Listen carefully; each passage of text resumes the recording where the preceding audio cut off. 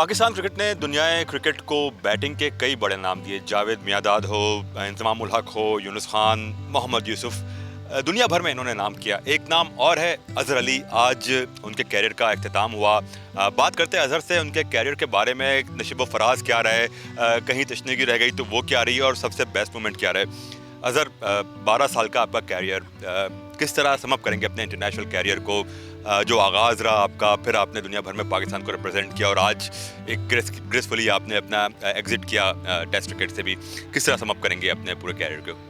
देखिए, बिस्मिल्लाहिर्रहमानिर्रहीम। सबसे पहले तो देखिए, क्रिकेट में कैरियर में अप्स एंड डाउन्स चलते हैं, बहुत सारे चैलेंजेस आते हैं। तो मेरी ऑब्वियसली अगर आप पूरा कैरियर देखें तो बड़ी अच्छी परफॉर्मेंसेस और बड़ी अच्छी यादें भी हैं, और साथ में ऑब्वियसली डिसअपॉइंटमेंट साथ चलती हैं। लेकिन ये लाइफ का हिस्सा है। काफ़ी चीज़ें ऐसी रह गई जो आप चाहते हैं कि डिफरेंटली होती हैं, लेकिन दिस इज़ जो ये है ना, लाइफ इसी तरह है। लेकिन मैं अगर अपना कैरियर को देखता हूँ तो मैं जितना अल्लाह का शुक्र अदा करूँ कम है कि when I started I was a leg spin से स्टार्ट किया। उसके बाद आहिस्ता आहिस्ता करके बैटिंग की तरफ ट्रांसफॉर्म हुआ, और उसके बाद पाकिस्तान टीम में आया और फिर इतने अरसे तक खेलना।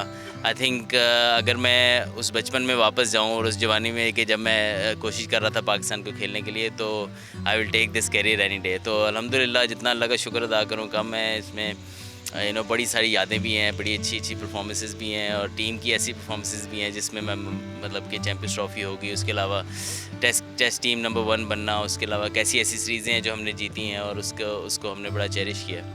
सर, ये चीज़ मैं पूछना चाह रहा था आपसे कि आपका स्टार्ट जो था, आपने अपने क्रिकेट खेलने का जो शुरुआत की थी वो एज लेग स्पिनर की थी, और आप एंड हुआ तो एक मस्तनद बैट्समैन थे। तो ये ट्रांसफॉर्मेशन कैसे हुई, और कब आपने सोचा कि यार लेग स्पिन के बजाय बैटिंग पर मैं ज़्यादा काम करूँ? नहीं, आई थिंक 2006 का सीज़न था जिसमें प्योरली एज ए बैट्समैन खेला मैं। और केरल में जब वसीम भाई कैप्टन थे, उन्होंने फ़र्स्ट टाइम मुझे एज ए बैट्समैन खिलाया। फिर अली भाई ने अली नकवी भी थे वहाँ पे, उन्होंने बड़ा कहा था कि ये बैटिंग अच्छी करता है। तो आई थिंक कि वहाँ से मुझे जब अपॉर्चुनिटी मिली और थोड़े से रन्स मैंने बनाए, तो फिर आहिस्ता आहिस्ता मुझे बिलीव हुआ कि मैं एज ए बैट्समैन जो है फर्स्ट क्लास क्रिकेट खेल सकता हूँ। तो पहले तो आपका यही स्टेप होता है कि आप फर्स्ट क्लास टीम में जगह बनाए। वो जगह बनी आहिस्ता आहिस्ता, फिर उधर परफॉर्मेंस शुरू हुई, फिर आहिस्ता आहिस्ता रिकग्निशन मिली। तो आई थिंक आसान नहीं था, लेकिन 2-3 साल लगे लोगों को यकीन दिलाने में कि मैं बैटिंग में परफॉर्म करके आगे बढ़ सकता हूँ। और फाइनली 2010 में फिर मेरा डेब्यू हुआ। लेकिन ये है कि मेरा कैरियर थ्रू आउट, चाहे मैं फ़र्स्ट क्लास हूँ या खेला हूँ या टेस्ट कैरियर, तो हर दफ़ा मुझे प्रूव करना है, क्योंकि एक स्ट्रगलिंग कैरियर रहा है जब स्टार्ट से ही। तो ये शायद मेरी फेवर में भी गया कि मैं हमेशा अपने आप को इम्प्रूव करने की कोशिश करता था। और अल्हम्दुलिल्लाह आज देखें तो 97 test matches is huge achievement for me. Sir, जब आपका कैरियर स्टार्ट हुआ 2010 में, वो बड़ा मुश्किल वक्त था पाकिस्तान क्रिकेट के लिए। तो उस वक्त आप क्या सोच रहे थे, आपके जहन में क्या चल रहा था? और ऐसे वक्त में आपने पाकिस्तान टीम को रिप्रेजेंट किया और लेके चले हैं उस एरा के जो प्लेयर्स जो आए थे, जो टीम को लेकर चले थे। जब आज पीछे मुड़ के देखते तो क्या यादें उस पूरे पूरे दौर की? नहीं, बिल्कुल बड़ा मुश्किल वक्त था, क्योंकि जब टीम में एंटर हुए ऑब्वियसली अपना प्रेशर होता है, अपने इमोशंस भी होते हैं, और वो थोड़ा सा जो होता है कि नर्वसनेस होती है। फिर आप वो सीरीज़ गुजारें और सडनली सीरीज़ के आखिर में आपका 2010 का जो भी इंग्लैंड में सारे हुआ, उसके अलावा उसके बाद फिर जो होम में क्रिकेट हो नहीं रही थी पाकिस्तान में, हमें बाहर जाके खेलनी पड़ती थी। तो वो बहुत चैलेंजेस थे, तो वो फेस किए। लेकिन अल्हम्दुलिल्लाह उस टाइम पे आई थिंक मिसबा भाई ने जब लीडरशिप संभाली, तो हमें एक ही टारगेट मिला था कि हमने अपने फैंस को दोबारा जो है वो अट्रैक्ट करना है, दोबारा से हमने यकीन दिलाना है, उनका भरोसा दोबारा से गेन करना है। तो बस सारी कोशिश उसमें रखी रही है, बड़ी सेक्रीफाइस भी किए, बड़े हमने कर्फ्यू भी काटे, जिसमें हमें टफ़ कर्फ्यूज़ लग जाते थे कि इस टाइम से ज़्यादा बाहर नहीं रहना आपने। फिर काफ़ी ऐसी चीज़ें हमें करनी पड़ी जो नॉर्मली कोई भी टीम और नहीं करती थी। तो हमें थोड़ा सा अजीब सा फ़ील होता था कि यार बाकी टीमें तो ये सारी चीज़ें करती हैं, हम जो है वो जो है हमें सारी पाबंदी हैं। तो 2-3 साल का टाइम पीरियड था, वो बहुत टफ़ था। लेकिन उसके अंदर एक चीज़ थी, हमारी यूनिटी बहुत ज़्यादा हो गई। फिर एज ए टीम हम बहुत ज़बरदस्त एज ए यूनिट खेलना शुरू हो गए। हमने बहुत सारी फतवाहत ऐसी हासिल की, और फिर अब आहिस्ता आहिस्ता टीम बिल्ड होती गई, और इस तरह हमारे कैरियर भी आहिस्ता आहिस्ता एक्सेल करते रहे, हम में भी कॉन्फिडेंस आता रहा एज ए यंगस्टर। सर, 72 के लगभग टेस्ट मैचेस आपने अवे वेन्यू पे खेले या न्यूट्रल वेन्यू पे खेले, एक मौके पे शायद लग रहा होगा आपको भी कि बहुत मुश्किल होगा पाकिस्तान में अपने होम ग्राउंड पे टेस्ट मैच खेलना, बट 73वां टेस्ट आपका होम ग्राउंड पर हुआ। जब हम मुस्तकिल 70-72 टेस्ट जब आपने बाहर खेले तो उस वक्त क्या सोच रहे थे, और कभी सोचा था कि पाकिस्तान में भी मौका मिलेगा अपना टेस्ट खेलने का और शायद अपना आखिरी टेस्ट भी पाकिस्तान में खेलें? नहीं, बिल्कुल ये मैं भी पहले भी कई दफ़ा जिक्र कर चुका हूँ कि मुझे और जितने सारे मेरे साथी थे, असद हो गया, सैफ़ी भैया हो गए, ये सारे लोग यही समझते थे हम कि यार नहीं, पाकिस्तान में हम टेस्ट मैच शायद नहीं खेल पाएंगे। लेकिन यू नो विद जो एफर्ट्स थी पीसीबी की और गवर्नमेंट ऑफ पाकिस्तान की, सिक्योरिटी एजेंसीज़ की, फिर जो क्रिकेट सबसे पहले टीमें आना शुरू हुई उनकी आई थिंक बड़ा थैंकफुल है हम कि वो आए, और ताकि फिर सारे अब देखें ना रौनकें बहाल हो रही हैं पाकिस्तान की ग्राउंड की माशाल्लाह। अब ऑस्ट्रेलिया आके चलेगी, इंग्लैंड आके चलेगी, तो आई थिंक एक टाइम पे लग रहा था कि नहीं, लेकिन एटलीस्ट खुशकिस्मती है हमारी कि दोबारा खेले भी हैं, और अब आखिरी टेस्ट मैच भी मैं पाकिस्तान में खेला हूँ, तो आई थिंक कि अगर ये कहीं और होता तो शायद उस तरीके से हम ये इस चीज़ को सेलिब्रेट ना कर सकते। 7,000 से ज़ायद run, 97 test matches, 300 pink ball से ऑस्ट्रेलिया में जाके डबल सेंचुरी, मुतादिद सेंचुरियाँ। आपकी नज़र में आपकी सबसे बेस्ट इनिंग कौन सी थी, और आपको क्यों लगता है कि वो आपकी सबसे बेस्ट इनिंग रही है? देखिए मेरे ख्याल में 300 big achievement, double 100 in Australia big achievement wise वो बहुत बड़ी हैं, लेकिन जिसको कहते हैं ना कि अंदर का इंसान को खुद पता होता है कि उस टाइम वो किस सिनेरियो में क्रिकेट खेल रहा है, क्या उसका मेंटली कितना जो है ना वो टफ हुआ हुआ उसके लिए। तो आई थिंक 141 जो मैंने किया था अगेंस्ट इंग्लैंड साउथहैम्पटन में, आई थिंक वो मेंटली उस टाइम पे मेरे वो बहुत बर्डन था, मेंटली भी चैलेंज था, उसके अलावा टेक्निकली भी मैं काफ़ी स्ट्रगल कर रहा था।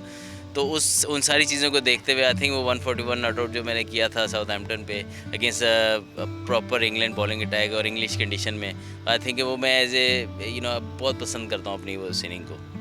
हर किसी के कैरियर में किसी ना किसी का बड़ा रोल होता है।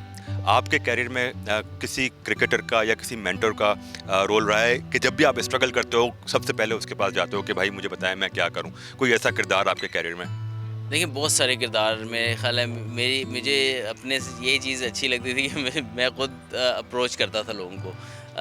जितने मेरे साथ टीममेट्स हैं, यूनुस भाई, मिसबा भाई का बहुत किरदार है जब मेरे टेस्ट करियर में, वो भी बहुत अप्रोचेबल थे, जब भी उनसे पूछना, उनसे जो भी मसला होना उनसे करना। उसके अलावा जब यंगस्टर था तब मैंने उस दिन प्रेस कॉन्फ्रेंस में भी अपने सारे जितने भी मेरे कोचेस थे उनका मैंने नाम भी लिया था कि उनकी लाइक उन्होंने जो तरबियत की एज ए क्रिकेटर और सारा कुछ वो बहुत ज़बरदस्त था मेरे लिए। उसके अलावा फ़र्स्ट क्लास लेवल पे मेरे जितने दोस्त मैंने बनाए, मैंने कोशिश की ऐसे बनाए जो मेरे राउंड रहें और मुझे गाइड करें, ना सिर्फ कि मुझे ये बताएं कि तुम बहुत अच्छा खेल रहे हो, तुम जहाँ मैं गलती करूँ वहाँ मुझे बताएं। तो आई थिंक कि मेरा हमेशा ये रहा है कि मेरे राउंड वो लोग रहें जो मुझे जहाँ मैं गलत हूँ वहाँ पे मेरे पे तनकीद भी कर सकें। सर 5वें हाईएस्ट रन गेटर हैं आप पाकिस्तान टेस्ट में। जावेद भाई हो, यूनुस, इंजी, यूसुफ, उनके बाद आपका नंबर आता है। आपको लगता है कि इन तमाम चीज़ों के बावजूद आपको वो पजीराई नहीं मिली जिसके आप हकदार थे, वो अप्रिसिएशन नहीं मिली, वो डिस्कशन आपके नाम की इतनी ना हो सकी जितने दीगर के नाम की? आपको कहीं ये फील होता है कि अंडररेटेड सा आपको रखा गया आपके कैरियर में?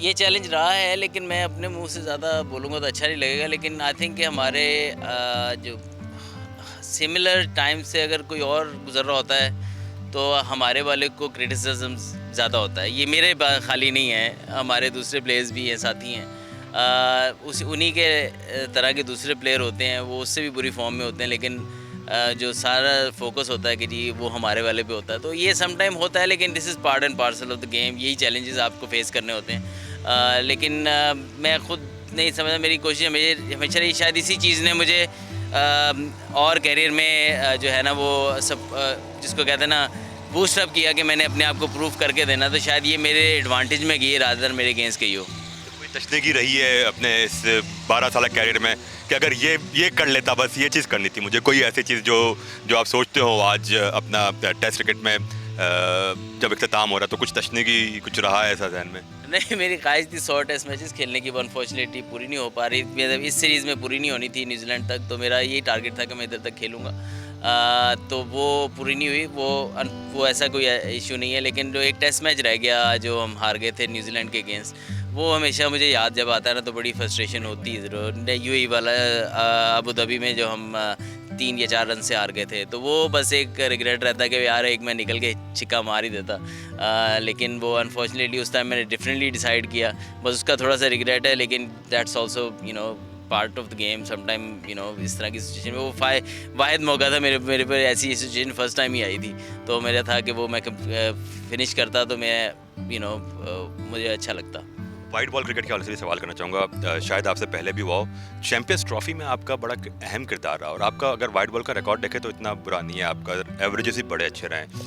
चैंपियंस ट्रॉफी विनिंग स्क्वाड का आप मेंबर रहे हैं, विन में आपका किरदार रहा। ये भी अलग बात है कि शायद आपको इतना रिगार्ड नहीं दिया जाता जितना दूसरे लोगों की परफॉर्मेंसेस याद रही। मायूसी हुई कि जिस अंदाज में आपका वाइट बॉल करियर एंड हुआ था? नहीं, बिल्कुल थोड़ा सा था, लेकिन फिर अगेन कोई भी मैं हमेशा इस चीज़ का बिलीवर रहा हूँ कि जो भी मैनेजमेंट होती है, सिलेक्शन कमेटी होती है, वो कोशिश ये करती है कि बेस्ट टीम खेले। उसके अंदर अगर मैं नहीं आता था तो फिर आई थिंक अगर उन्होंने अपना ऑनेस्टी से जो भी डिसीजन किया होगा, आई फेल्ट के किया होगा। लेकिन मुझे लगता है कि मेरी वाइट बॉल क्रिकेट और थी, लेकिन जब नई मेरी जगह बन रही थी और लड़के मेरी जगह पे आ गए हुए थे, तो फिर आई थॉट कि मैंने उससे भी एग्ज़िट ले लिया था। लेकिन आई हैव नो रिग्रेट्स कि यार क्यों हुआ, कैसे हुआ। I am not that kind of a person, क्योंकि जो भी मैं फील के जो भी टीम बनाता है वो अपनी तरफ से बेस्ट टीम बनाता है, तो उस टाइम पे आई थिंक वही बेस्ट था। सर, आखिरी साल भर में थोड़ा सा लगा कि आप स्ट्रगल कर रहे हैं, क्या उसकी वजह नी की इंजरी का इशू था, कोई और इशू था, और आपको कब लगा कि it's time to call it of?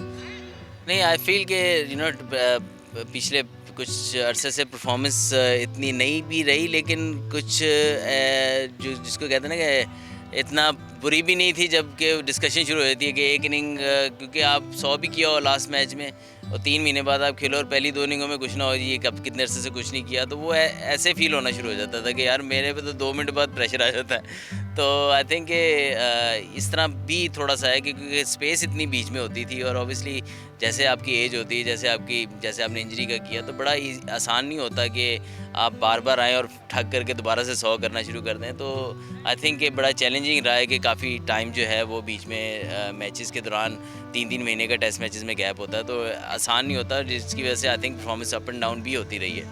आखिरी मैच में, आखिरी इनिंग में कर ना सके, 0 पर आउट हुए, बहुत सारे लोगों का हुआ है, बट ज़ाती तौर पर दुख है कि आखिरी मैच को, आखिरी इनिंग को उस तरह से मेमोरेबल ना बना सका जिस तरह से शायद बनाया जा सकता था। कुछ जहन में आ रहा है? जी बिल्कुल ऐसे ही है। आई थिंक यादगार बनाना चाहता था, लेकिन जैसे अगेन कोई भी इनिंग में आप 0 पे आउट हो सकते हैं, और आई थिंक ये थोड़ा सा ये है कि लास्ट इनिंग में वो तो which is fine, is part of game. आखिरी सवाल करना चाहूँगा, जब आप वॉक बैक कर रहे थे आउट होने के बाद, जहन में क्या तस्वीर चल रही थी, क्या ख्याल आ रहा था उस वक्त जब आप गुजर रहे थे, क्या इमोशंस थे? नहीं, obviously last time you walk of, जो 12 साल से आप क्रिकेट खेल रहे हो, दोबारा क्रिकेट ग्राउंड को दिए हो आपने, और फिर आप लास्ट टाइम वॉक ऑफ कर रहे हो एज ए बैट्समैन, तो फीलिंग तो ऑब्वियसली इमोशनल होती है। लेकिन दैट्स काफ़ी इमोशन थ्रू आउट ये वीक में रहे। लेकिन ये है कि एक दिन आना था, और वो उसको आई थिंक कि मैं शुक्रगुजार हूँ अपनी टीममेट्स का, पाकिस्तान क्रिकेट बोर्ड का, कि जिस तरीके से उन्होंने ऑनर किया, और इंग्लिश क्रिकेट टीम का भी जिस तरीके से उन्होंने सेंड ऑफ दिया। तो I think it's a mix feeling. चलते चलते आखिरी पोस्ट रिटायरमेंट क्या हम आपको दोबारा क्रिकेट से जुड़ा देखेंगे, कोचिंग रोल में, कमेंटेटर रोल में, एक्सपर्ट के रोल में? कुछ जहन बनाए क्या करना है? नहीं, ऑब्वियसली क्रिकेट से ही जुड़े रहेंगे, हमें क्रिकेट ही आती है, और देखेंगे जो बेस्ट, अभी मैं काउंटी खेलने जाऊंगा, उसके बाद देखेंगे क्या फील्ड मेरे लिए बेस्ट है, उसको फिर कोशिश करेंगे कि उसको परसू करें इंशाल्लाह। बहुत बहुत शुक्रिया अज़हर आपके वक्त का, और ऑल द बेस्ट कहेंगे आपके आगे के करियर में और फ्यूचर में, और कामयाबियाँ हासिल करें। ये थे पाकिस्तान के साबिक कप्तान अज़हर अली, जो दिल खोलकर अपने कैरियर के बारे में बात कर रहे थे और बता रहे थे कि 12 साल में क्या नशीब व फराज उन्होंने देखे।